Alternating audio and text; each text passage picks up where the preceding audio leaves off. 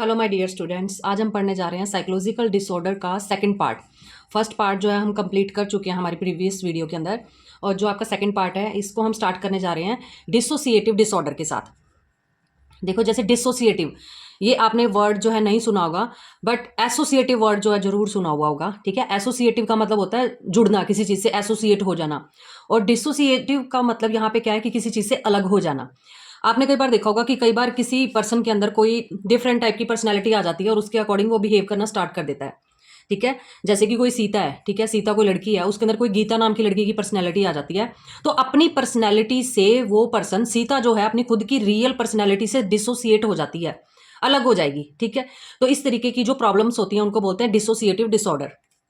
इसमें क्या होता है, फीलिंग ऑफ अनरियलिटी। बंदे के अंदर जो है रियलिटी वाली फीलिंग नहीं रहती है, ठीक है, उसको अनरियलिटी फील होने लगती है। शिफ्ट ऑफ आइडेंटिटी, उसकी जो आइडेंटिटी है वो शिफ्ट हो जाती है। जैसे पहले वो सीता थी, जब उसके अंदर गीता की पर्सनैलिटी आई तो वो उसकी जो पर्सनैलिटी है वो टोटली क्या है, शिफ्ट हो चुकी है। देन फिर वो रियल पर्सनैलिटी के अंदर आ जाती है, फिर उसके अंदर कभी गीता कभी सीता, इस तरीके से उनकी पर्सनैलिटी जो है वो शिफ्टिंग पे लगी रहती है। देन इसके आगे आपको 4 पार्ट बताए गए हैं डिसोसिएटिव डिसऑर्डर के। ये 4 टाइप के होते हैं। फर्स्ट है इसमें डिसोसिएटिव एमेनीजिया।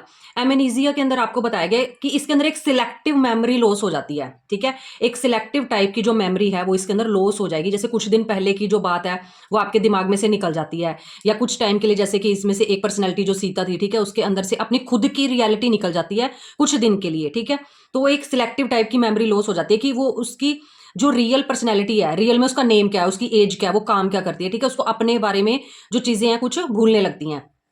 देन उसके बाद कुछ टाइम के बाद फिर से उसकी मेमोरी जो है वापस आती है, तो उसको सारा कुछ याद आना स्टार्ट हो जाता है। देन है डिसोसिएटिव फ्यूग। फ्यूग के अंदर क्या होता है, इसमें जो है एक जो पर्सन है वो अपने घर से उठ के, कहते हैं कि जो है उठ के मतलब कहीं और चला जाता है। ठीक है, क्यों चला जाता है, क्योंकि वो अपनी रियल पर्सनैलिटी के अंदर नहीं होता है। ठीक है, एजम्पशन ऑफ न्यू आइडेंटिटी, उसके अंदर एक न्यू टाइप की पर्सनैलिटी एंटर कर जाती है, उसको वो पुराना कुछ भी नहीं याद रहता है। Unable to recall original identity, उसको जो अपनी ओरिजिनल आइडेंटिटी है ना वो याद ही नहीं आती है। सडन वेकअप, फिर एकदम से वो वेकअप होता है उस सिचुएशन से, जैसे वो बाहर निकलता है। देन फ्यूग एंड, जब उसका फ्यूग एंड होता है, खत्म होता है फ्यूग उसका, तो वो रियलिटी में दोबारा से अपने घर वापस चला जाता है। आपने देखा होगा सड़कों पे कई बार कुछ लोग होते हैं जो ऐसे घूम रहे होते हैं, उनसे हम कुछ भी पूछते हैं आपका नाम क्या है, पता क्या है, तो वो कुछ भी नहीं बता पाते, बिल्कुल साइलेंट से टाइप के होते हैं, मतलब उनको कुछ याद नहीं होता है अपनी लाइफ के बारे में। तो जब उनका जैसे फ्यूग है वो खत्म हो गया, कुछ सालों के बाद उनकी जब मेमोरी वापस आती है तो फिर से वो बता पाते हैं कि उनका घर कहाँ पे है, परिवार कहाँ पे है, तो उनको फिर वहां पर छोड़ के आ जाता है। तो इस तरीके से डिसोसिएटिव फ्यूग है आपका। फिर है आपको dissociative identity disorder. Identity disorder में क्या है, ये ड्यू टू स्ट्रेस होता है। ठीक है, चाइल्ड अब्यूज, जब बचपन के अंदर बहुत ज्यादा चाइल्ड के साथ, बच्चे के साथ अब्यूज किया जाता है तो उस टाइम ये बीमारी लगने के चांसेस ज्यादा होते हैं। इसके अंदर मल्टीपल पर्सनैलिटी आ जाती है। ठीक है, जैसे हमने पहले सीता पढ़ा है, कभी सीता, जैसे सीता तो रियलिटी के अंदर है, कभी इसमें गीता आ गई है, कभी सुनीता आ गई है, कभी इसमें रमा आ गई है। ठीक है, डिफरेंट डिफरेंट टाइप की पर्सनैलिटी आती हैं। और इसमें ये नहीं है कि कोई एक पर्टिकुलर पर्सनैलिटी आ रही है, उसमें 3 या 4 पर्सनैलिटी भी आ सकती है, कोई एक भी आ सकती है, या कोई 2 पर्सनैलिटीज भी उसके बीच में आ जाती हैं, जिसकी वजह से जो रियल पर्सनैलिटी है हम उसको बोलते हैं कि मल्टी पर्सनैलिटी पीपल है ये। ठीक है, क्योंकि जो पर्सनैलिटी उसके अंदर एंटर होगी ना, उसी के टाइप का वो बिहेवियर करना स्टार्ट कर देते हैं। अल्टरनेट पर्सनैलिटी, ठीक है, कोई अदर पर्सनैलिटी आ जाती है, मे और may not be aware their alert alter. कह रहे हैं कि फिर क्या, जब उसका मतलब कि वो रियल उसके अंदर जब उसको होश आता है, ठीक है, जैसे कि सीता को जब रियल में होश आएगा तो जरूरी नहीं है कि उसको गीता या उसको सुनीता या रमा याद रहे। ठीक है, कई बार रियलिटी वाली जो पर्सनैलिटी है उसको कई बार तो वो अदर पर्सनैलिटी याद रहती है, इसके अंदर कई बार नहीं रहती, जरूरी नहीं है कि उसको याद रहे। बट कई बार पता होता है कुछ लोगों को कि मेरे अंदर फलाने बंदे की आत्मा आती है, पर्सनैलिटी आती है, ये वो। ठीक है, तो इस तरीके से ये हो जाएगी आपकी डिसोसिएटिव आइडेंटिटी डिसऑर्डर। देन इसके बाद है आपको डीपर्सनलाइजेशन। डीपर्सनलाइजेशन के अंदर क्या है, ड्रीम लाइक स्टेट होती है, ऐसा लगता है कि हम पता नहीं कौन सी अजीब सी दुनिया के अंदर घूम रहे हैं। ठीक है, अजीब सी लाइफ फील होती है, ड्रीम टाइप लगता है। Sense of being separate from self, और क्या है इसमें भी बंदा सेल्फ से जो है अलग हो जाता है। और क्या है, यूं लगता है कि जैसे 2D कोई वीडियो गेम चल रही है और उसके हम क्या है कोई करेक्टर हैं, और उस तरीके से हम लोग भाग रहे हैं, घूम रहे हैं, ये मतलब अलग से एक ड्रीम टाइप की जो लाइफ होती है। ठीक है, तो ये आपके डिसोसिएटिव डिसऑर्डर के 4 टाइप हो गए। एक हो गया एमनेसिया, दूसरा है फ्यूग, तीसरा है आइडेंटिटी डिसऑर्डर, फिर है डीपर्सनलाइजेशन। तो इस तरीके से ये 4 इसके अंदर आ जाती हैं आपकी डिसोसिएटिव डिसऑर्डर के अंदर। देन आ जाता है आपको मूड डिसऑर्डर। मूड डिसऑर्डर के अंदर भी आपको क्या है 3 टाइप दे रखे हैं, एक डिप्रेशन है, दूसरा मेनिया है, तीसरा बायपोलर मूड डिसऑर्डर है। इन दोनों को मिला के तीसरी बना रखी है इन्होंने। ठीक है, अब देखो सबसे पहले जो है आपको आ जाएगा यहाँ पे मूड डिसऑर्डर में बता रखा है डिस्टर्ब्ड मूड। इसमें बंदे का जो मूड है वो टोटली डिस्टर्ब हो जाता है। प्रोलॉन्ग, प्रोलॉन्ग का मतलब यहाँ पे क्या है कि ये लॉन्ग टाइम चलता है, ये नहीं है। देखो मूड तो हमारा भी अपसेट होता है, कभी हम खुश होते हैं, कभी हम दुखी होते हैं, ठीक है। बट ये तो नहीं है कि अगर हम खुश हैं तो ऑलवेज खुश ही रहेंगे, अगर हम दुखी हैं तो हम 10-12 साल तक दुखी ही रहेंगे, ऐसा तो नहीं होता ना। हमारे यहाँ पे मतलब कि जो नॉर्मल पर्सन है, ठीक है, जो नॉर्मल पर्सन है वो कुछ ही टाइम के लिए उसका मूड स्विंग होते हैं। बट अगर किसी पर्सन के मूड स्विंग जो है ज्यादा टाइम के लिए प्रोलॉन्ग हो रहा है, बहुत लंबे टाइम तक के उसकी जो इमोशंस है वो इफेक्ट हो रहे हैं, देन इट्स मीन कि उसको मूड डिसऑर्डर जो है, कोई ना कोई मूड से रिलेटेड डिसऑर्डर है, ठीक है। अब ये 3 टाइप की हैं। सबसे पहला है डिप्रेशन। इसमें क्या होता है, डिप्रेशन में सिम्टम क्या है, डिप्रेशन के लॉस ऑफ इंटरेस्ट, बंदा जो है इंटरेस्ट खोने लगता है किसी भी चीज में, किसी भी एक्टिविटी के अंदर उसको प्लेजर अच्छा फील नहीं होता है, मतलब बोर ही फील होती है हर एक एक्टिविटी। फिर आपको आ जाएगा इसमें चेंज इन बॉडी वेट, जो बॉडी का वेट है उसके अंदर चेंज आने लगता है, या तो बहुत ज़्यादा भारी हो जाएगा, ठीक है, या फिर बहुत ज़्यादा पतला हो जाता है बंदा। देन उसके बाद है सोने में प्रॉब्लम आती है, थकावट बहुत ज़्यादा रहती है, और क्लियरली सोच ही नहीं पाता वो बंदा, डिप्रेशन वाला बंदा क्लियरली सोच नहीं पाता, क्योंकि वो एक ही बात को बार बार सोच रहा होता है, उसके मन के अंदर कोई एक ही बात होती है जो उसके डिप्रेशन में उसको ले जाती है, ठीक है। देन है इसके अंदर जो है डेथ के विचार आने लगते हैं, ठीक है, और सुसाइड करने तक बंदा जाता है डिप्रेशन के अंदर। फिर है excessive guilt and feeling of worthlessness, और बंदे को क्या बहुत ज़्यादा गिल्टी फील होती रहती है खुद के अंदर, और बहुत ज़्यादा ये लगता है कि मेरे यहाँ पर आने की कोई वैल्यू ही नहीं है इस दुनिया के अंदर आने की। तो इस तरीके से डिप्रेशन वाले के ये सिम्टम दिखाई देते हैं, ठीक है। फिर इसके बाद बता रखा है आपको जो फैक्टर हैं प्री डिस्पोजिंग आर, कह रहे हैं कि ये जो है जेनेटिक भी हो सकते हैं, ठीक है, हेरिडिटी के अंदर मिल सकते हैं, कल्चर से मिल सकते हैं, ठीक है। कई बार हमारा गोल अचीव नहीं होता जिसके कारण हम डिप्रेशन में चले जाते हैं, ठीक है, तो ये प्रॉब्लम आती है। फिर उसके बाद इन्होंने जेंडर के अंदर बताया कि जेंडर में किस तरीके से, कौन से जेंडर को ये ज्यादा आती है।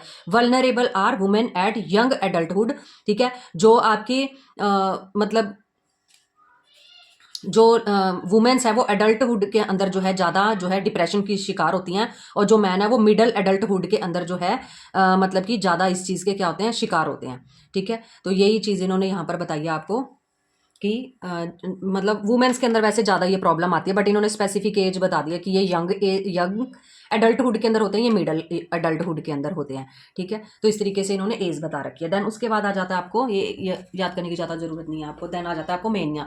मेनिया के अंदर क्या होता है, यूफोरिक। यूफोरिक का मतलब क्या है, यहाँ पे ओवरली हैप्पी रहता है, इसमें बंदा सैड हो जाता है और इसमें बंदा बहुत ज़्यादा खुश हो जाता है, ध्यान रखना, इसमें सैड इसमें हैप्पी अपोजिट चलते हैं एक दूसरे के, ठीक है। इसमें बंदा क्या है, एक्सट्रीमली एक्टिव हो जाता है, बहुत ज़्यादा एक्टिव हाइपर एक्टिव होकर काम करेगा, ठीक है, बहुत ज़्यादा बातें मारता है वो, ईजिली डिस्ट्रैक्ट हो जाता है, मतलब कि किसी भी काम के ऊपर ज़्यादा ध्यान नहीं लगा पाता, डिस्ट्रैक्ट होता है उसका माइंड बार बार, ठीक है। और क्या है कि usually alternate with bipolar mood disorder, और कई बार क्या होता है कि उसको बाइपोलर मूड डिसऑर्डर भी मेनिया वाले बंदे को देखने को मिलते हैं, ये हम आगे डिस्कस करेंगे क्या है इसमें। मोस्टली फाउंड इन, ये जो है टीनेजर के अंदर जो है ज़्यादा होता है, ठीक है। यंग एडल्ट मतलब कि 21 से लेकर 40 तक के जो पर्सन हैं, ठीक है, उनके अंदर ये ज़्यादा देखने को मिलता है, या फिर अबव जो है 70 एज से जो ऊपर हो जाते हैं, ठीक है, उनके अंदर। देन उसके बाद आ जाता है आपको bipolar mood disorder. Bipolar mood disorder क्या है इसका, बिल्कुल मतलब कि इसमें ये डिप्रेशन भी आ जाएगा, मेनिया भी आ जाएगा, ठीक है। Were earlier refer to, and पहले इसको क्या बोलते थे, मैनिक डिप्रेसिव डिसऑर्डर बोला जाता था। मैनिक डिप्रेसिव डिसऑर्डर किसको, ये जो आपका बाइपोलर मूड डिसऑर्डर है। मैनिक तो यही आ गया खुश रहना, डिप्रेशन ये आ गया दुखी रहना, ठीक है। इसमें आप क्या है, हैप्पी रह रहे हो ना, ठीक है, इसमें आप क्या हो, सैड हो रहे हो, ठीक है। तो यहाँ पे यही चीज़ आपको बताई गई है कि मैनिक डिप्रेसिव मतलब इन्हीं के नाम से ये बीमारी हुआ करती थी, बट अब इस बीमारी को क्या बना दिया, बाइपोलर। बाइपोलर मतलब कि दो पोल हैं, कभी बंदा मैनिया के अंदर चला जाता है और कभी बंदा डिप्रेशन के अंदर चला जाता है, एक ही पर्सन। तो अगर एक ही पर्सन के अंदर ये दोनों बीमारियां देखने को मिल रही हैं तो इट्स मीन उसको क्या है, बाइपोलर मूड डिसऑर्डर है, ठीक है, क्लियर है। देन इसके बाद देखो क्या है कि यहाँ पे इन्होंने ये चीज़ भी बताई है कि जो बाइपोलर मूड डिसऑर्डर वाला पर्सन है, ठीक है, ये उसका जो मूड है, जैसे जो नॉर्मल पर्सन है, जो नॉर्मल पर्सन होगा ना, ठीक है, वो देखो उसका जो ये कर्व है ना, ये मतलब कि छोटा छोटा होता है, कभी वो खुश है कभी सैड है, कभी खुश है कभी सैड है, थोड़े टाइम के लिए होता है, मतलब कि जो उसका मूड स्विंग है ना वो थोड़े टाइम के लिए होता है, ज़्यादा टाइम के लिए नहीं, 1-2 घंटे के लिए सैड हो गया या 2 दिन के लिए हो गया, ठीक है, बट ज़्यादा टाइम तक नहीं रह सकता है। बट ये जो मैनिया और डिप्रेशन मतलब कि इसके अंदर जो बाइपोलर मूड डिसऑर्डर वाले हैं ना, बाइपोलर मूड डिसऑर्डर वाले हैं, इसके अंदर ये वाला जो कर्व है ना ये छोटा छोटा है, यहाँ पे ये जो कर्व है ना ये काफी बड़ा होता है, ठीक है, इस तरीके से काफी बड़ा कर्व होगा। अब ये बड़ा कर्व होने का मतलब क्या है कि 2 वीक से लेके 6 मंथ तक, ठीक है, बंदा मेनिया के अंदर रहेगा, या इसी टाइम पीरियड के अंदर बंदा डिप्रेशन में चला जाएगा। मतलब 2 वीक से लेके 6 महीने तक बंदा खुश रह सकता है, मतलब टाइम पीरियड अलग अलग हो सकता है, किसी का 3 वीक भी हो सकता है, 4 भी हो सकता है, ठीक है, 1 महीना भी हो सकता है वो खुश रहे, और फिर 1 महीने के लिए वो डिप्रेशन में चला गया, फिर 1 महीना खुश रहा, फिर 1 महीना डिप्रेशन में चला गया। तो मूड स्विंग लंबे टाइम के लिए हो रहा है, प्रोलॉन्ग्ड हो रहा है, ठीक है। तो इस तरीके से बाइपोलर मूड डिसऑर्डर हो जाती है, जिसमें मूड स्विंग काफ़ी लंबे टाइम के लिए होता है। देन उसके बाद क्या है कि इसके अंदर कोई भी कॉन्सिक्वेंस निकले उससे हमको कोई लेना देना नहीं होता कोई भी काम का, ठीक है। मे इन्वेस्ट ऑल मनी, और क्या है कि इसके अंदर क्या है, बहुत ज़्यादा मतलब मनी वगैरह खर्च, जब बंदा बहुत ज़्यादा हाइपर एक्टिव होगा तो क्या है, बहुत ज़्यादा पैसा पूसा भी खर्च करेगा, टॉक बहुत ज़्यादा बातें करता है मैनिया के अंदर बंदा, ठीक है। सुपर पावर, उसको लगता है मेरे पास तो कोई बहुत ज़्यादा बड़ी पावर आ रखी है, तो वो खुश खुश रहना शुरू कर देता है, ठीक है। और इसका जो बिग ग्राफ ऑलरेडी मैंने बताया कि इसका बिग ग्राफ होता है, और जो नॉर्मल पर्सन होता है उसका छोटा ग्राफ होता है। फिर इसमें देखो क्या है, डिप्रेशन के अंदर क्या क्या लिख सकते हो आप, विड्रॉल कर लेता है अपनी फ्रेंड से, फैमिली से टूट जाता है, ठीक है, अकेले रहना स्टार्ट कर देता है, और वायलेंट एक्शन करना स्टार्ट कर देता है, किसी को मार दिया या गाली गलौज कर दिया, इस तरीके से अल्कोहल अब्यूज करने लगता है, बोर फील होता रहता है उसको अपनी लाइफ में, कंसंट्रेशन नहीं कर पाता, और ही जो उसकी ईटिंग हैबिट्स हैं वो चेंज होने लगती हैं। ईटिंग हैबिट्स आगे आपको आएगा, बहुत इंपॉर्टेंट टॉपिक है वो भी आपका, ठीक है, उसमें करेंगे ये डिटेल में। और इस तरीके से ये आपका मूड डिसऑर्डर है, इसमें 3 है, डिप्रेशन, मैनिया, और इन दोनों को मिला के क्या बन गई, बाइपोलर मूड डिसऑर्डर, जिसमें मैनिया भी आ गया और डिप्रेशन भी आ गया, दोनों के ये सिम्टम्स भी लिख दिए हैं यहाँ पे। देन आ जाता है आपको सीजोफ्रेनिया डिसऑर्डर। सीजोफ्रेनिया डिसऑर्डर में क्या है, पहले तो ये देखना पड़ेगा कि ये मतलब क्या होती क्या है। कह रहे ग्रुप ऑफ साइकोटिक डिसऑर्डर, इसमें काफ़ी सारी जो है डिसऑर्डर मिक्स होती हैं, ठीक है, विद स्ट्रॉन्ग परसेप्शन। परसेप्शन क्या है कि बंदे की जो सोचने समझने की शक्ति है ना, मतलब कि परसेप्शन समझने की शक्ति जो है वो इफेक्ट हो जाती है। यूजुअल अनयूजुअल इमोशंस, जो उसके इमोशंस है ना वो उसका पता ही नहीं लगता कि कौन से इमोशंस वो दिखा रहा है बंदा, ठीक है।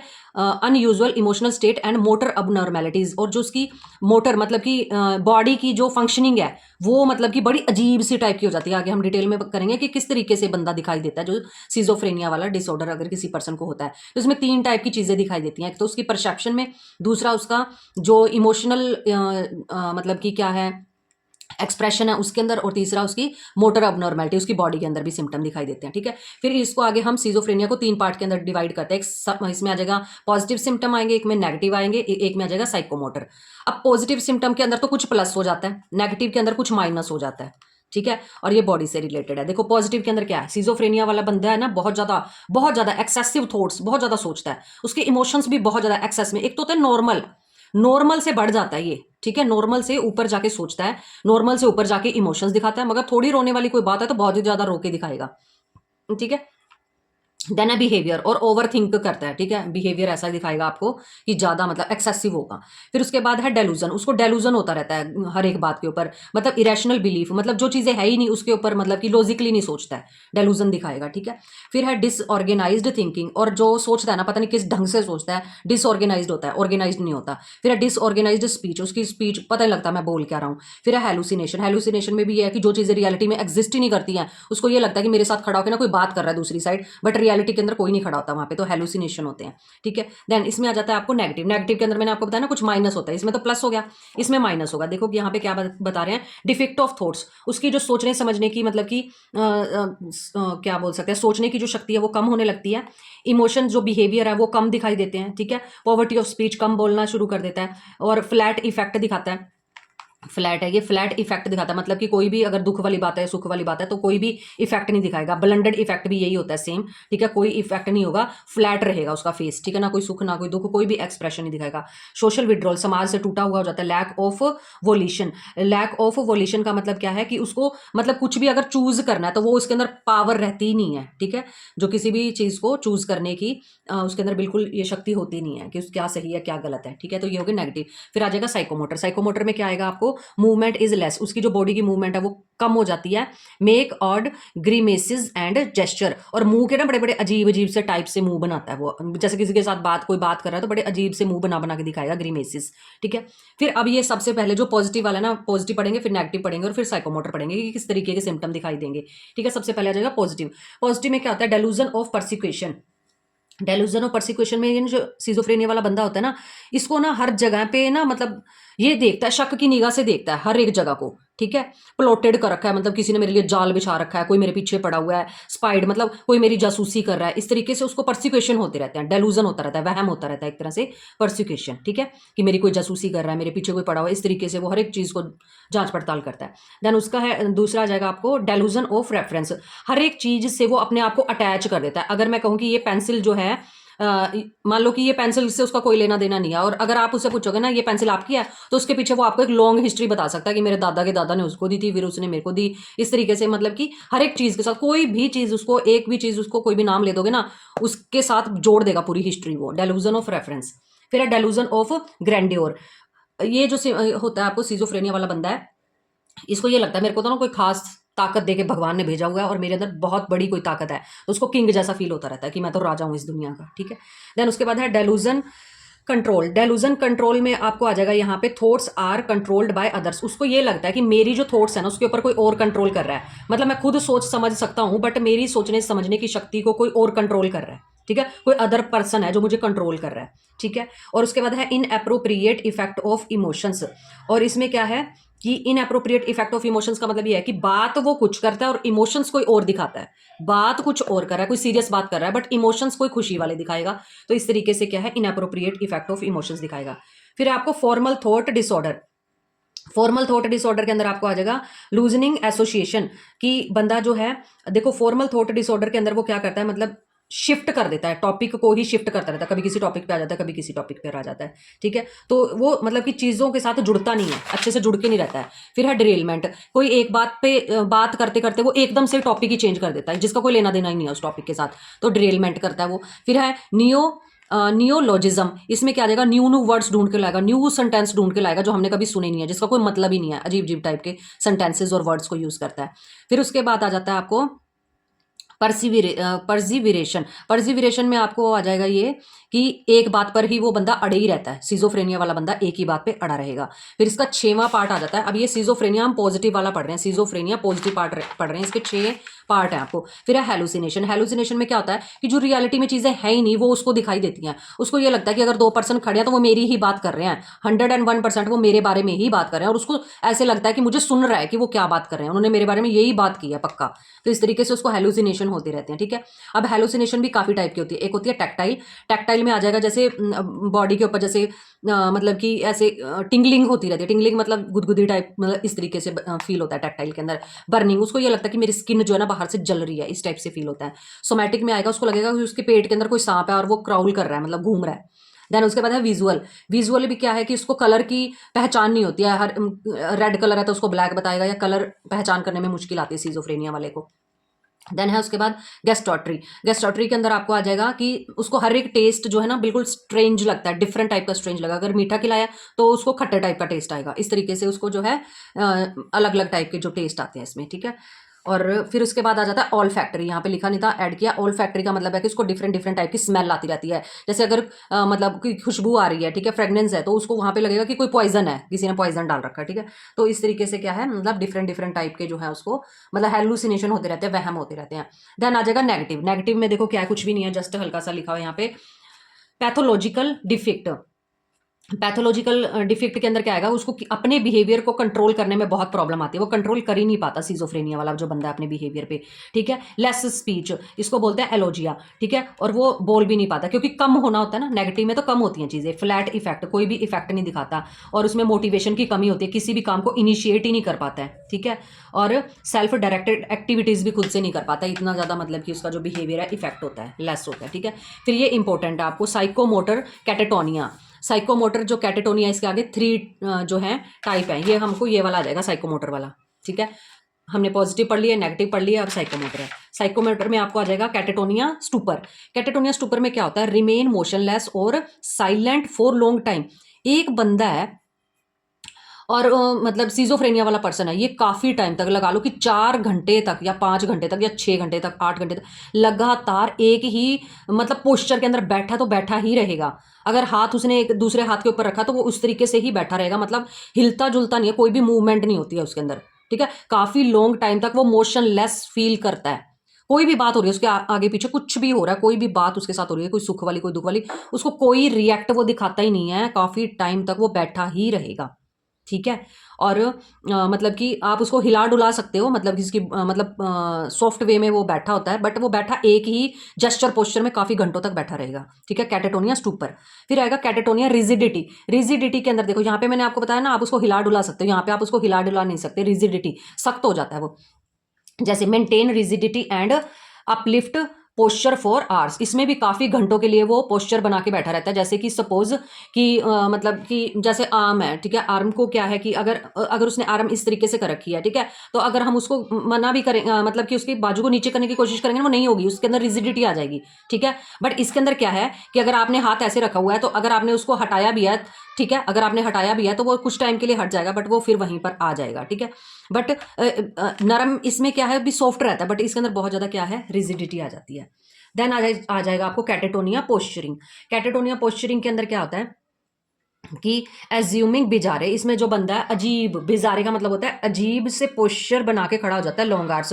जैसे कि कोई पर्सन खड़ा है, ठीक है, तो ये क्या करेगा, अपने हाथ ऊपर करके खड़ा हो जाएगा, ठीक है, और काफी लॉन्ग टाइम तक खड़ा रहेगा। मतलब कि कोई बात ऐसी हुई भी नहीं है कि अजीब अजीब से जो है, अजीब ढंग के जो है पोस्चर जो है बना के खड़ा होता है, ठीक है। जेस्चर फेस के एक्सप्रेशन होता है, पोस्चर जो है बॉडी के मतलब एक्सप्रेशन हो गए आपके। तो इस तरीके से सीजोफ्रेनिया आपका यहाँ पे कंप्लीट हो जाता है। अब आपको पता लग गया होगा, यहाँ पे देखो हमने डेफिनेशन में ही पढ़ा है कि परसेप्शन के अंदर प्रॉब्लम आती है, मतलब कि डेलूजन वगैरह होते रहते हैं उसको। दूसरे में है अनयूजुअल इमोशंस, इसमें जो है वो अपने इमोशंस जो है दिखाते नहीं है, फ्लैट इफेक्ट वगैरह हो जाता है। तीसरा यहाँ पे आपको बताया मोटर अबनॉर्मेलिटी, मोटर अबनॉर्मेलिटी भी उसको हो जाती है। तो ये तीनों जो पार्ट है डेफिनेशन में आ जाते हैं, और ये तीनों पार्ट मैंने आपको बहुत ईजी वे में जो है समझा दिए हैं। देन उसके बाद आ जाता है आपको न्यूरो डेवलपमेंट डिसऑर्डर। इसमें क्या होता है आपको, इसमें आपको बिहेवियर और डेवलपमेंट डिसऑर्डर जो है देखने को मिलती हैं, स्पेसिफिक चिल्ड्रन में देखने को मिलती है, क्योंकि उनकी डेवलपमेंट हो रही होती है, ठीक है। लैक ऑफ अफेक्शन, उनको बचपन में अगर प्यार नहीं मिला है, ठीक है, पूरी सपोर्ट नहीं मिली है घर से, सिक्योरिटी नहीं मिल रही है, ठीक है, तब उनके जो बिहेवियर है वो बहुत ज़्यादा इंपैक्ट होता है यहाँ पे। अब यहाँ पे जो है एचेन बेक जो है वो यहाँ पे क्या बताते हैं कि 2 फैक्टर्स होते हैं जो बंदे के बिहेवियर को इफेक्ट करते हैं। एक होते हैं एक्सटर्नलाइजेशन और दूसरा है इंटरनलाइजेशन। एक्सटर्नलाइजेशन कौन से होते हैं, अंडर कंट्रोल। अंडर कंट्रोल का मतलब क्या कि जिसको हम कंट्रोल नहीं कर सकते वो होंगे आपके अंडर कंट्रोल। इसमें कौन कौन सी बीमारियां आती हैं, एडीएचडी, ओडीडी और कंडक्ट डिसऑर्डर, ये हम आगे पढ़ेंगे, ठीक है। देन उसके बाद है इंटरनलाइजेशन, ओवर कंट्रोल। इसको हम कंट्रोल कर सकते हैं, थोड़ा बहुत कंट्रोल किया जा सकता है, जैसे डिप्रेशन है, एंजाइटी है, डिस्कंफर्ट है, अगर हमें फील हो रहा है तो हम खुद से कंट्रोल कर सकते हैं, ठीक है। इनको हम कंट्रोल नहीं कर सकते। इसमें आपका जाएगा सैड, सेपरेशन एंजाइटी डिसऑर्डर बोला जाता है इसको, ठीक है। आगे पढ़ते हैं इसमें क्या है। अब जो एडीएचडी वाला बंदा है, ठीक है, या जो बच्चा है, ठीक है, एडीएचडी की फुल फॉर्म पता होनी चाहिए। यहाँ पे क्या है, attention deficit hyper active disorder, पूरी फुल फॉर्म याद कर लेना। इसमें जो है बंदा हाइपर हो जाता है, एक्टिव हो जाता है ज्यादा, ठीक है। तो क्या है कि एक ही चीज के ऊपर वो अटेंशन नहीं दे पाता। आपने क्लासरूम में देखा होगा कि एक ही बच्चा जो है लगातार क्या है, वो एक चीज पे कंसंट्रेट नहीं कर पाता है, किसी को छेड़ने लग गया, किसी को के साथ कोई शरारत कर दी, तो इस तरीके से उसकी जो अटेंशन है वो लॉस होने लगती है, और बहुत ज्यादा इंपल्सिव होता है वो बंदा, ठीक है, कि कभी कहीं उठ गए, कभी कहीं पे चले गए, कभी कहीं चले गए, नो फोकस, ठीक है। डोंट फॉलो इंस्ट्रक्शन, अगर टीचर ने कोई इंस्ट्रक्शन दिया उसको कोई फॉलो करने का कोई मतलब नहीं है, वो जल्दी ही चीजों को भूलने भी लगता है, ठीक है। Loss of internal interest easily, और क्या है, इजिली वो इंटरेस्ट खो देता है एक चीज में, इसीलिए वो दूसरी चीज के ऊपर जल्दी जंप करता है। फिर है अपने इमोशंस के ऊपर वो जो है कंट्रोल नहीं कर पाता। जैसे टीचर अभी क्वेश्चन बोल रहा है, अभी 2 ही वर्ड बोले और उसने फटाफट से आंसर बोल देना है, तो इस तरीके से वो कंट्रोल नहीं कर पाता अपने रिएक्शन पे। Can not take for turn, वो अपनी कैन नॉट वेट, वो अपनी बारी का भी इंतजार नहीं करता। इससे अगले बच्चे से पूछा गया और वो उठ के पीछे से बोल रहा है, तो अपनी बारी का उसने इंतजार नहीं करना है, ठीक है। और कैन नॉट डिले ग्रेटिफिकेशन, और ग्रेटिफिकेशन के लिए वो लेट भी नहीं हो सकता कि उसको जल्दी से जल्दी ग्रेटिफिकेशन मिलना चाहिए। कॉन्स्टेंटली मूविंग, लगातार हिलता ही रहेगा वो, और बहुत ज़्यादा बातें करता है, ठीक है। और जो बॉयज़ आर मोर जो है प्रॉन जो है, मतलब ज़्यादा क्या है, मतलब बॉयज़ के अंदर ये प्रॉब्लम ज़्यादा होती है एज कंपेरिजन टू गर्ल्स, ठीक है। फिर ओडीडी क्या होती है आपकी, ऑपोजिशनल डेफिशिएंट डिसऑर्डर। इसमें क्या होता है कि जो बच्चा है वो अपनी एज से इनएप्रोप्रिएट बिहेवियर दिखाता है। स्टबर्नस का मतलब होता है बहुत ज्यादा जिद्दी बच्चा होता है, मतलब कि बच्चा तो 5-6 साल का और जिद करता है वो 10-12 साल के बच्चे के बराबर की, ठीक है। तो अपनी एज के इनएप्रोप्रिएट वो क्या है, जिद्दी हो जाता है बहुत ज्यादा, ठीक है। अपोजिशनल डेफिशिएंट डिसऑर्डर, ठीक है। इरिटेबल सा रहता है, ठीक है, और डेफिएंट अलग सा दिखाई देगा। डिसओबीडेंस, किसी का कहना नहीं मानता। होस्टाइल, गुस्से के अंदर रहना, चीजों की तोड़फोड़ करना, इस तरीके से वो दिखता है। फिर आएगा आपका कंडक्ट डिसऑर्डर या फिर anti social behaviour. Anti social behaviour पता ही है, जिसको सोसाइटी एक्सेप्ट नहीं करती, ऐसा बिहेवियर वो बच्चे करके दिखाते हैं, ठीक है। ये भी एज इनएप्रोप्रिएट होता है, अपनी एज से ज़्यादा बच्चा जो है जिद करता है। और क्या है इसमें जो है आपको जो है फैमिली की जो एक्सपेक्टेशन होती है वो ज़्यादा होती है, ठीक है, बट बच्चा जो है वो चीज़ के ऊपर खड़े नहीं उतरता है, ठीक है। फिर उसके बाद क्या है, सोसाइटल नॉर्म्स जो है वो नहीं मानता है, डैमेज करता है चीज़ों को, पर्सनल चीज़ें भी डैमेज करता है, और प्रॉपर्टी जो है दूसरों की कोई प्रॉपर्टी है, ठीक है, कोई कार खड़ी है, स्कूटर खड़ी है, हर एक चीज़ को वो उसमें क्या करेगा, वो डैमेज करके निकल जाता है, ठीक है। तो एंटी सोशल बिहेवियर करता है, मतलब कि क्या, उसने सारे काम उल्टे ही करने हैं, ठीक है, और अपनी एज से इन अप्रोप्रिएट ज़्यादा मतलब बड़े काम कर डालता है वो। फिर इसमें आ जाएगा कि वो बहुत ज़्यादा एग्रेशन दिखाता है, थ्रेटन टू हार्म, और क्या है उससे वो दूसरे लोगों को भी नुकसान होता है, क्योंकि बहुत ज़्यादा मतलब नुकसान पहुंचाने वाला होता है ऐसा बच्चा, ठीक है। पीपल और एनिमल, वो बंदे को भी मार सकता है, बच्चों को भी मारता होगा, और एनिमल को भी उठा के कभी पत्थर मार दिया या कुछ मार दिया, ठीक है। इस तरीके से ये होते हैं ये वाले बच्चे। देन आ जाएगा आपको रूल वायलेशन बहुत ज़्यादा करता है, वो हर एक रूल को तोड़ के चलेगा, ठीक है। डिसाइडफुलनेस, बहुत ज़्यादा धोखाधड़ी करने वाला होता है ऐसा पर्सन जो है, मतलब बहुत ज़्यादा, मतलब इसके ऊपर ट्रस्ट नहीं कर सकते हम। फिर इसमें आ जाएगा आपको एग्रेशन जो है 4 टाइप के, ये इंपॉर्टेंट है आपका, यहाँ से आ जाता है फिलअप आपको। तो एग्रेशन जो है 4 टाइप होता है कि एक होगा आपको फिजिकल, जिसमें हम किसी चीज़ को मार रहे हैं या हिट कर रहे हैं, ठीक है, या फाइट कर रहे हैं, वो होता है आपका फिजिकल एग्रेशन। जब हम किसी को गाली गलौज कर रहे हैं तो हम वर्बली बोल के कर रहे हैं, तो उसको बोलते हैं वर्बल एग्रेशन। होस्टाइल एग्रेशन में क्या होता है, जब हम किसी को इतना ज़्यादा मारते हैं कि उसको इंजरी तक भी हो जाए, उसको बोलते हैं होस्टाइल एग्रेशन। फिर आएगा प्रोएक्टिव एग्रेशन, ये कौन सा होता है, इसमें आप बुलिंग करते हो या डोमिनेट करते हो। जैसे एक क्लास के अंदर कोई ना कोई एक आधा लड़का है और वो सभी लड़कों को जो है पीछे लगा के रखेगा, अपनी चलाता है, तो इस तरीके से वो डोमिनेट करेगा, तो उसको बोलते हैं प्रोएक्टिव एग्रेशन, ठीक है। तो इस तरीके से आपको यहाँ से फिलअप या 1 मार्कर क्वेश्चन आ सकता है, ठीक है, कि किसी ने किसी को मारा है, उसको इंजरी हो गई है, तो बताओ कौन सा एग्रेशन है। इस टाइप से यहाँ से क्वेश्चन कैरी हो जाता है। फिर आता है आपको सेपरेशन एंजाइटी डिसऑर्डर। सेपरेशन, पता चल रहा है ना कि सेपरेशन में क्या होगा कि सेपरेट हो रहा है किसी से। अब इसमें जो है एंजाइटी होने लगती है सेपरेट होने के बाद, पैनिक एक्सपीरियंस होता है, बहुत ज़्यादा पैनिक होता है ये वाला एक्सपीरियंस जब हम किसी से सेपरेट होते हैं। कैन नॉट स्टे अलोन, और हम अलोन नहीं रह सकते। इसमें क्या होता है कि बच्चा जब है अपनी मदर से जब अलग हो रहा होता है पहली बार, ठीक है, जब वो स्कूल जाता है तब आप देख सकते हो वो कितना ज़्यादा रोता है पीटता है कि मेरे को स्कूल नहीं जाना है, मेरे को क्लास में नहीं बैठना है, ठीक है। और स्कूल वो जाना बिल्कुल लाइक भी नहीं करेगा, उसको फियर लगता रहता है, ठीक है, fear of entering new situation, वो नई सिचुएशन में जाना नहीं चाहता। घर पे इतना लाड प्यार मिलता है और एकदम से स्कूल में एंट्री करनी है, वहाँ पे वो किसी को जानता नहीं है, तो ऐसी सिचुएशन में वो नहीं जाना चाहता, ठीक है। और वो क्या है, शो टेंट्रम्स, और बहुत सारे नखरे से करके दिखाता है कि नहीं मुझे नहीं जाना, मेरे ये दर्द हो रहा है, ये ऐसे हो रहा है, वैसे हो रहा है, ठीक है। तो सेपरेशन एंजाइटी डिसऑर्डर, कुछ एक बच्चे जो हैं वो तो क्या है इसके अंदर एडजस्ट हो जाते हैं, बट जो नहीं एडजस्ट हो पाते उनको सैड जो है, इसको देखो सैड, सेपरेशन एंजाइटी डिसऑर्डर बोलते हैं। तो ये डिसऑर्डर लगने के चांसेस होते हैं, ये कई बच्चों को ये डिसऑर्डर लग जाती है। देन उसके बाद आता है आपको डिप्रेशन। डिप्रेशन में क्या होगा आपको, आप पैसिव हो जाते हो। एक तो होता है एक्टिव होना, एक्टिव में तो आप काम करोगे, बट पैसिव हो जाते हो। डिप्रेशन में बंदा खुद बिल्कुल डूब जाता है, ठीक है। कह रहे हैं कि अनरिस्पॉन्सिव हो जाते हो, आप कोई भी रिस्पॉन्स नहीं देते हो, विड्रॉल कर लेते हो सोसाइटी से, ठीक है। और उसके बाद है आर्ग्यूमेंटेटिव, आप आर्ग्यूमेंटेटिव हो जाते हो इसके अंदर, ठीक है। और बहुत ज़्यादा कम्बेटिव का मतलब है लड़ाकू हो जाना, ठीक है। आप लड़ाकू भी, क्योंकि बॉडी के ऊपर डिपेंड करता है, इंडिविजुअल के ऊपर डिपेंड करता है कि कुछ लड़ने वाले होते हैं, कुछ बिल्कुल साइलेंट हो जाते हैं, ठीक है, डिप्रेशन में। फिर आएगा आपको pervasive development disorder. Pervasive development disorder के अंदर आपको स्वीयर इम्पेयरमेंट इन सोशल इंटरेक्शन, इसमें क्या है, जो बच्चा है, ठीक है, वो इंटरेक्ट नहीं कर पाता सोसाइटी में, किसी से बातचीत नहीं कर पाता है, और कम्युनिकेशन स्किल बिल्कुल भी नहीं होती, मतलब वो बातचीत भी नहीं कर पाता, और किसी से जब वो बातचीत ही नहीं कर पा रहा तो इंटरेक्ट कहाँ से करेगा, ठीक है। तो इस तरीके से क्या है, इस बच्चे को जो है परवेसिव डेवलपमेंट डिसऑर्डर होती है। इसमें मेन जो है आपका ऑटिस्टिक डिसऑर्डर आ जाएगा। ऑटिज्म होता है ना कुछ बच्चों को, ठीक है, तो ऑटिस्टिक डिसऑर्डर आ जाती है, इसको ऑटिज्म बोलते हैं। इसमें क्या है, जो बच्चा है वो सोशल बिहेवियर नहीं दिखा पाता, शुरू ही नहीं कर पाता, इनिशिएट ही नहीं कर पाता है, ठीक है। फिर उसके बाद है सीन अनरिस्पॉन्सिव, और अनरिस्पॉन्सिव होगा, वो किसी को रिस्पॉन्स नहीं देता है, ठीक है। और अपने इमोशंस को शेयर ही नहीं कर पाता है। डोंट डेवलप स्पीच, और उसकी स्पीच भी जो है डेवलप नहीं हो पाती, जिसके कारण वो सोसाइटी में इंटरेक्ट नहीं कर पाता है। अपनी बॉडी को रॉकिंग करता रहता है हर टाइम, और हैंड जो है यहाँ पे आपका आएगा फ्लैपिंग, ठीक है, फ्लैपिंग करता रहता है हर टाइम ही जो है, फ्लैप करता रहता है, मतलब किसी चीज़ के ऊपर हाथ लगातार मारते ही रहना है, ठीक है। रिपीटेटिव एंड डेविएंट स्पीच, और लगातार एक ही बात को बोलता रहेगा, ठीक है। और उसके बाद है banging head on the wall, दीवार के साथ बैठा है, ठीक है, और यहाँ पे उसका सिर है, तो दीवार के ऊपर बार बार अपना सिर मारता रहेगा, ठीक है। तो इस तरीके से ये प्रॉब्लम आएगी। फिर उसके बाद आ जाता है आपको मेंटल रिटार्डेशन। मेंटल रिटार्डेशन देखो, आपको फर्स्ट चैप्टर में भी ये टॉपिक सेम वहाँ पर भी है और यहाँ पर भी है। जिनका IQ 70 से नीचे होगा वो है मेंटल रिटार्डेशन, मतलब कि वो दिमागी रूप से संपूर्ण रूप से जो है डेवलप नहीं हुए होते हैं, ठीक है। उनकी मतलब कि डेवलपमेंट हुई नहीं है सही तरीके से दिमाग की, जिसके कारण उनको मेंटल रिटार्डेशन कैटेगरी के अंदर रखा जाता है। इसके आगे 4 कैटेगरीज दे रखी हैं, ठीक है। एक तो आ गया देखो इसमें आपको आ जाता है यहाँ पे 50 से लेके 70 वाले आ जाएंगे, ठीक है।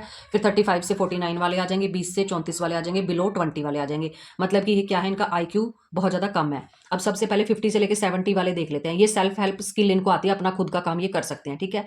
और क्या है इसके बाद है यहाँ पे लिखा हुआ है रिसेप्टिव्स एक्सप्रेसिव इन कम्युनिकेशन, और ये क्या है, मतलब कि बोल सुन सकते हैं, मतलब समझ पाते हैं, बोल पाते हैं, सुन लेते हैं, समझ लेते हैं, बट हर एक चीज़ के अंदर स्लो डाउन होते हैं। जो नॉर्मल पर्सन होते हैं उनसे स्लो डाउन होते हैं, इनको धीरे समझ में आती हैं चीज़ें, ठीक है।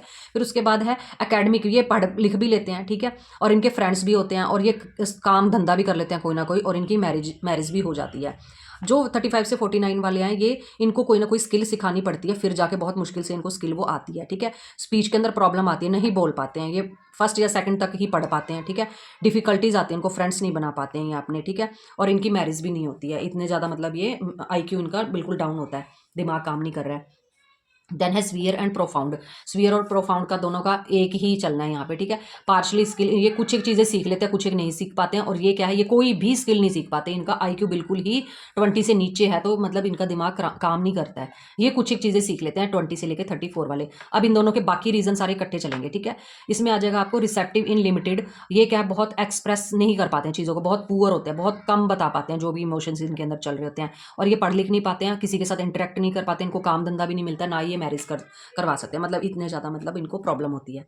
देन उसके बाद आता है आपको ये इंटरेस्टिंग टॉपिक है ईटिंग डिसऑर्डर। बस चैप्टर खत्म होने वाला है, थोड़ा सा पेशेंस बना के रखो। आप वैसे भी बहुत ही टफेस्ट जो है चैप्टर कर रहे हो इन ईजी वे, ठीक है।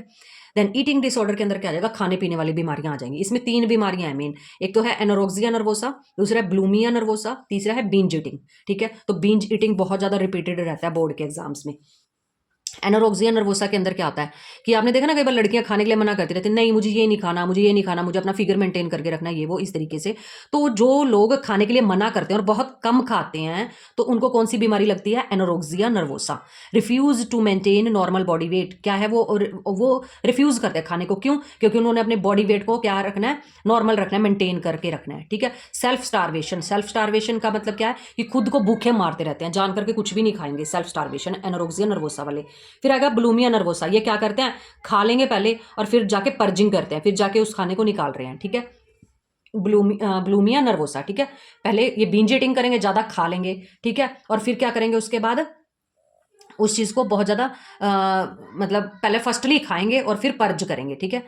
पहले खाएंगे और फिर उसको निकालेंगे, उल्टियां करेंगे जा जाके, ठीक है। जिसके कारण क्या है, डॉक्टर के पास भी जाना पड़ता है, मेडिसिन भी लेनी पड़ती है, कई बार बीमारी बहुत ज़्यादा बढ़ जाती है, काउंसलर के पास जाना पड़ता है, आपको काउंसलिंग करवाने के लिए हॉस्पिटलाइज कर दिया जाता है, ठीक है, ब्लूमिया नर्वोसा वालों को। फिर आएगा बींज ईटिंग। बींज ईटिंग वाले कौन से होते हैं, लगातार फ्रीक्वेंट खाते रहेंगे खाते रहेंगे खाते रहेंगे, उनको बोलते हैं बींज ईटिंग वाले, ठीक है। बींज ईटिंग यहाँ पर देखो, पहले बींज ईटिंग चलती है, ज़्यादा खा लेते हैं, फिर पर्जिंग करते हैं। पर्जिंग मतलब निकाल देना जो भी उन्होंने खाया, ठीक है। एनोरेक्सिया में क्या, मना ही करते रहेंगे कि हमको ये नहीं खाना, ये नहीं खाना, क्योंकि उनको अपनी बॉडी वेट को क्या है, मेंटेन रखना है। तो इस तरीके से ये आपकी हो जाएंगी ईटिंग डिसऑर्डर। ये आपका लास्ट टॉपिक है। लास्ट टॉपिक में है आपके सब्सिस्टेंस अब्यूज। सब्सिस्टेंस अब्यूज के अंदर क्या आ जाएगा, बहुत जो अल्कोहल, हीरोइन, कोकीन वगैरह, जो भी नशा वगैरह की जो चीज़ें हैं जो लेते हैं, ठीक है, उसको बोलते हैं सब्सिस्टेंस अब्यूज। अब ये सब्सटेंस अब्यूज जो है यहाँ पे इसके जो सिम्टम्स बताए गए हैं, पहला है टॉलरेंस, दूसरा है विड्रॉल, तीसरा है कंपल्सिव। टॉलरेंस के अंदर क्या है, यूज मोर आएगा यहाँ पे, use more to get some effect. इसमें क्या, एक बार बंदे ने क्या है एक डोज ले ली, ठीक है। दूसरी बार क्या है, जब वो डोज लेगा उसको बढ़ा के लेनी पड़ेगी, तीसरी बार वो डोज ले रहा है तो फिर उसको बढ़ानी पड़ेगी, क्योंकि बॉडी की कैपेसिटी बढ़ती जाती है, टॉलरेंस पावर बढ़ती जाती है बॉडी की उस सब्सटेंस को लेने के लिए, ठीक है, उस नशे को लेने के लिए। तो इस तरीके से क्या है कि यहाँ पे ज़्यादा अमाउंट में बंदा जो है लेने लगता है, जिसके कारण जो सिम्टम है बॉडी के ऊपर दिखाई देने लगते हैं, ठीक है। वो सिम्टम हम आगे भी पढ़ेंगे, क्या सिम्टम निकलेंगे। फिर दूसरा है विड्रॉल। फिर वो क्या करता है, व्हेन स्टॉप कंज्यूमिंग, जब वो कंज्यूम करना स्टॉप करता है नशा, अगर हम उसको छुड़ाने की कोशिश करें तो फिर क्या है, साइकोटिक सब्सटेंस जो हम छुड़ाने की कोशिश करते हैं, तो उसके कारण क्या है, उसकी तबीयत खराब होने लगती है, बुखार चढ़ गया, या बहुत ज़्यादा पैनिक होकर दिखाता है, मारने पीटने लगता है घर वालों को, ठीक है, कि मुझे तो वही नशा ला के दो, या इस तरीके से क्या है मतलब कि उसकी तबीयत बिगड़ने लगती है, ठीक है, हाइपर होने लगता है वो। तो इस तरीके से अगर वो विड्रॉल करने की कोशिश करता है नशे से, तो मतलब कि बहुत सारे सिम्टम्स देखने को मिलते हैं। तीसरा है कंपल्सिव। फिर क्या है कंपल्सिव में, क्या कि एक बार कोई भी सब्सटेंस आपने ले लिया, ठीक है, तो उसमें क्या होगा कि आपको, अगर कोई भी आप सैड हो या आपको कोई भी दुख की बात है या कोई भी प्रॉब्लम है, तो आप क्या करते हो, कोई ना कोई नशा ले लेते हो, ठीक है। तो फिर क्या आपको ये लगता है कि अगली बार भी फिर से कोई अगर प्रॉब्लम आती है तो फिर से आप वही चीज़ ले लेते हो, ठीक है।